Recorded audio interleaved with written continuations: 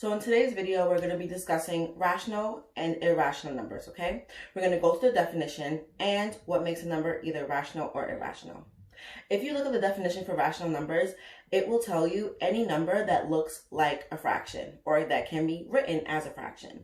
But what if the number that's given to us is not written in fraction form? How can we figure out if it's rational or not? I wrote some key things down to help you out. Let's take a look. Okay.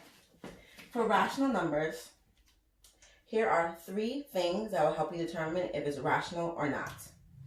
If it's rational, first, it will either be a whole number or a fraction. Second, if it's a decimal, it is a repeating decimal.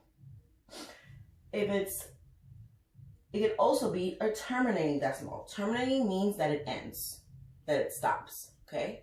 So there are 2 types of decimals that could be rational.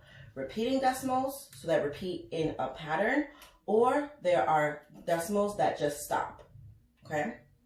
I have about 8 different numbers, actually 7 different numbers, okay, that we're going to classify as either rational or irrational. Let's look at the first one. Our number is 42. Let's go back to our list and see if this falls into the categories. So 42 is a whole number. So whole numbers are rational. Okay, rational. Because it's a whole number. We can write 42 as a fraction by putting it over 1. 42 over 1. We wrote it as a fraction, so that makes it rational. Okay, let's look at the next number. I have 97.33997. Nothing else is after that. So because it stops after 7, this will classify as a terminating decimal because it stops. Okay, so 97.33997 is a decimal that stops, so it is rational. 97 point. Okay, the next one, the square root of 101. That in that form is not helpful to me, so I'm actually going to go to my calculator, put it in decimal form, and see what I get. Okay, if you are unsure of how to find the square root button, you're going to hit the second button, then you're going to hit the square button. So the square button, the little 2 at the top. Okay, remember yesterday we talked about how square and square roots are opposites, so they're located on the same button. And so we're hitting square root of 101, hitting enter. And if I look at that number, it's 10.049875, right? And it keeps going, okay? Now, as a reminder, your calculator can only give you up to 10 spaces of digits, right? So your calculator will stop, but the number doesn't stop, okay? The calculator can't go on forever. You can't expect it to do that. It's a computer, right? So the calculator is going to stop, but you have to know that, hey, this number does keep going, okay? So 0.0498. Is it a whole number? No. Is it a fraction? No. Does it repeat in a pattern? No. Does it end?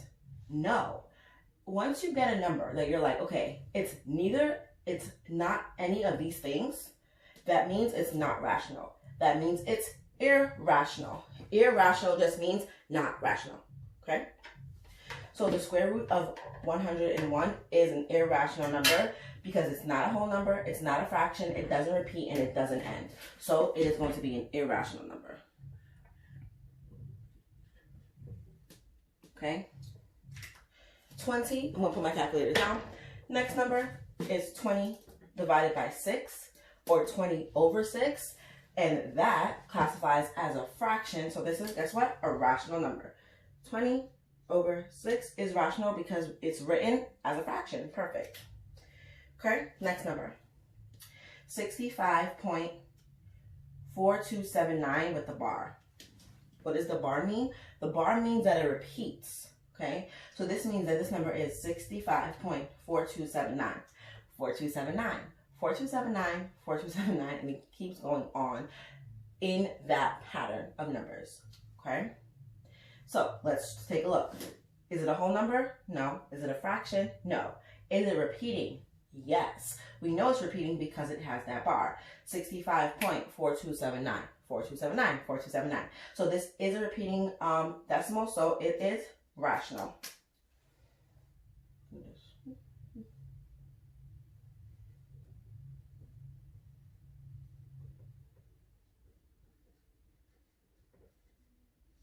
Okay. Next number we have is pi. Okay.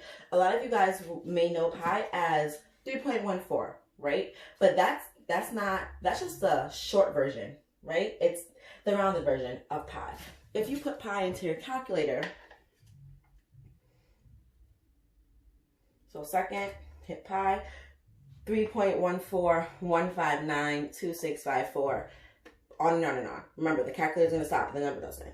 So this is actually one of the famous irrational numbers, okay? Because we use it a lot when we talk about, when we deal with circles, right? It's an irrational number because it doesn't end and it doesn't repeat. So pi is a famous irrational number. Next one. 89.39668 ... That dot tells me that, hey, this number is going to keep going, okay? So is it a whole number? No. Is it a fraction? No. Does it repeat? This is where it could be a little bit tricky because some people may say, yeah, it repeats because these 3 6s repeat, right? But just because those 3 6s repeat doesn't mean it's a repeating decimal. In order for it to be a repeating decimal, it must repeat in a pattern. So if it was 3968, 3968, 3968, 3968, that will classify as repeating. Just because it has 3 digits in a row that are the same doesn't make it a repeating decimal, okay?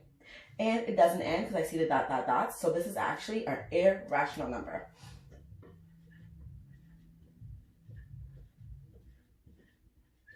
Okay, hopefully this was helpful for you. See you guys tomorrow.